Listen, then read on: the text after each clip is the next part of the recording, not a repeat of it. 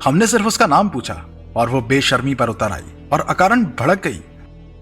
University में पहले दिन से ही अपना दबदबा कायम करने के लिए शायद पहले से ही उसकी कोई प्लानिंग थी और इसीलिए यहां आते ही इसने हंगामा मचा दिया। रागिनी ने कहा, झूठ बोल रहा है ये, आप सीसीटीवी कैमरा चेक करिए, इसकी सारी पोल पट्टी खुल जाएगी और इसका घिनौना चेहरा भी आपको दिख जाएगा। लेकिन सीसीटीवी कैमरा मंगाकर उसकी फुटेज को जब देखा गया तो उसमें रागिनी के साथ की गई बदतमीजी के फुटेज नदारद थे।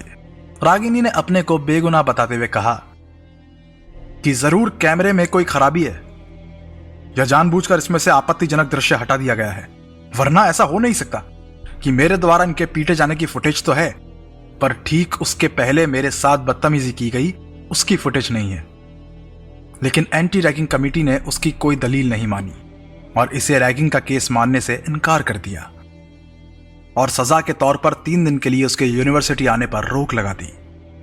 तब रागिनी ने एंटी रैगिंग कमेटी के अधिकारियों पर भी इल्जाम लगाया कि वो जानबूझकर पीयूष और उसके साथियों का पक्ष ले रहे हैं और उन्हें बचाने की कोशिश कर रहे हैं। उसने यह भी कहा कि वो चुप नहीं रहने वाली बल्कि इस केस को आगे भी ले जाएगी और उन्हें भी कटघरे में खड़ा कर देगी। इतना ही नहीं, उसने यहां तक कह डाला कि लगता है पूरा प्रशासन अंदर के इन सीनियर छात्रों के साथ मिला है और इसीलिए रैगिंग पर पूरी तरह से प्रतिबंध होने के बावजूद बदस्तूर यहां रैगिंग की जाती है और जूनियर्स को हरास किया जाता है।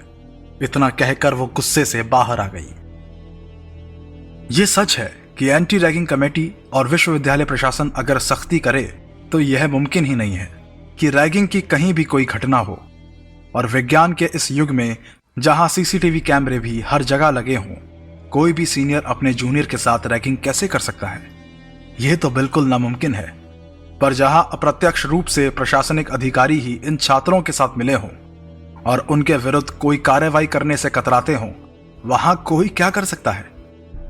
रागिनी के बाहर आते ही बहुत से जूनियर छात्रों ने उसे घेर लिया और उससे बोले, आप हारना मत दीदी, इन सीनियर्स ने बहुत तड़पाया है हमें और यहां हम सभी को डर डर कर रहना पड़ता है और अक्सर ये हमसे हमारे पैसे रुपए भी छीन लेते हैं और हमसे दुर्व्यवहार करते हैं।